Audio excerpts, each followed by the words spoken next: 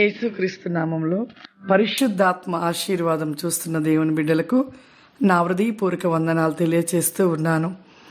దినదినము కూడా పరిశుద్ధాత్మ ఆశీర్వాదం మనం పొందుకోవాలి. ఆశీర్వాదము మనకు ఎల్లవేళలా మనతో ఉంటేనే మనకు క్షేమము. నిజమే, ఈ రోజులలో చూస్తుంటే ఎటు చూసినా క్రైస్తవ బిడ్డలకి ఎన్నో శ్రమలు, ఎటు చూసినా కష్టాలు, క్రైస్తవుల మీద ఎన్నో దాడులు జరిగించబడుతున్నాయి. ఆయనను మనము భయపడవద్దు. వాక్యములో ఒక మాటగా తెలియపరచబడుతూ ఉన్నది. మార్కు సువార్త 4వ అధ్యాయము 37వ వచనంలో చూసుకుందాము. అప్పుడు పెద్ద తుఫాను రేగెను.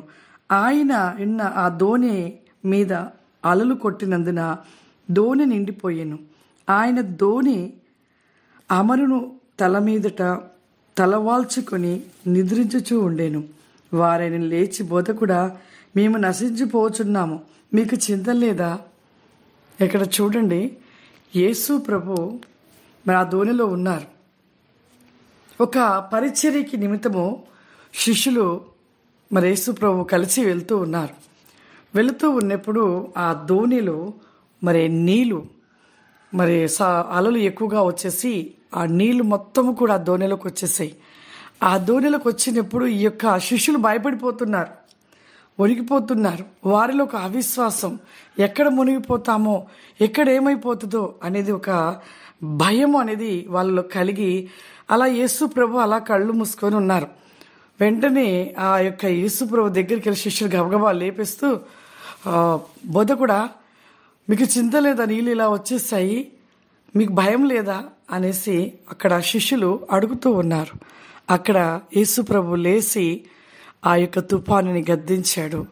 గద్దించిన తర్వాతకి శిష్యులతో అంటూ ఉన్నాడు, ఒక మాటగా చెప్తూ ఉన్నాడు, ఎందుకు మీరు మరి అవిశ్వాసులుగా ఉంటూ ఉన్నారు? ఎందుకు అవిశ్వాసాన్ని కలిగి ఉంటూ ఉన్నారు అనేసి మరి యేసు ప్రభు వారు మరి శిష్యులను గద్దించడం జరుగుతుంది. నిజమే ప్రియులారా, మనం దేవుని బిడ్డలుగా ఉంటున్నాము. ఎన్నో ఎదురవుతున్నాయి మనకి, ఎన్నో అటువంటి ఒక అలలు వంటి ఒక మరి ఎన్నో మన జీవితంలో అనేకమై కూడా పెను తుఫాన్లు వస్తూ ఉన్నవి. మనం దేవుడిని నమ్ముకుంటే కష్టాలు రావు, శ్రమలు రావు, బాధలు రావు, మాకేమీ కాదు అనుకోవడం అనేది తప్పు. క్రైస్తవుడిగా దేవుడిని నమ్ముకున్న వారికిని, నమ్ముకోని వారికిని, భూమి మీద సృష్టిలో ఉంటున్న ప్రతి ఒక్కరి కష్టాలు వస్తాయి. యేసు ప్రభువును నమ్ముకోవడం వల్ల మనకుంటున్న లాభము పరలోకం పొందుకుంటాం.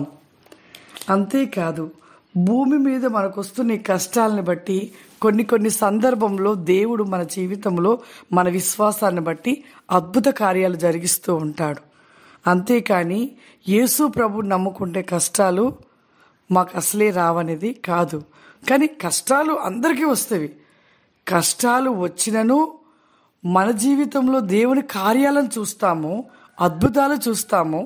చివరికి ఈ లోకంలో ఆ శ్రమలలో విశ్వాసమును కలిగి ఎన్ని ఎదురైనా కూడా, ఎన్ని పెను తుఫాన్లు ఎదురైనను కూడా మనం వాటికి భయపడకుండా ముందుకు ప్రభువులో సాగినట్లయితే పరలోకాన్ని సంపాదించుకుంటాము, ఇంకా భూమి మీద ప్రతిఫలాన్ని పొందుకుంటాము.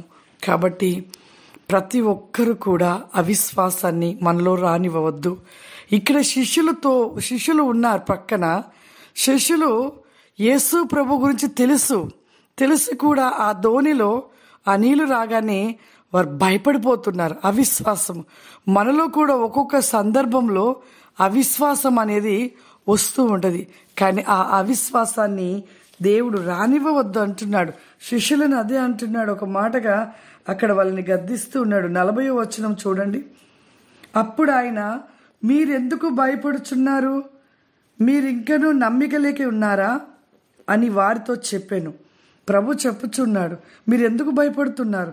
ఇంకా మీలో విశ్వాసం లేదా? మీరు ఇంకా నమ్మలేకపోతున్నారా అనేసి శిష్యులను దేవుడు మరి ప్రభువారు అడుగుతూ గద్దిస్తున్నాడు.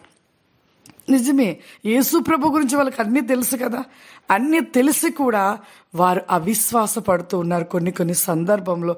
చూడండి, ఇప్పుడు క్రైస్తవుల మీద ఎన్ని దాడులు జరుగుతున్నాయి, ఎంత భయంకరంగా చేస్తున్నారు, క్రైస్తవులను హింసిస్తున్నారు, ఎంతో బాధలు పెడుతూ ఉన్నారు, చంపుతున్నారు. ఇవన్నీ చూసి మనము వెనక అడుగు వేయవద్దు. విశ్వాసంలో ముందుకు కొనసాగుతూ దేవునిలో మనము ముందుకు వెళ్ళిపోదాము. ఎందుకు అంటే దేవుడు మనతో ఉన్నాడు, దేవుని ఆశీర్వాదం మనతో ఉన్నది. కాబట్టి ఎవరు కూడా భయపడవద్దు. మేము మణిపూర్ వెళ్ళొచ్చాము.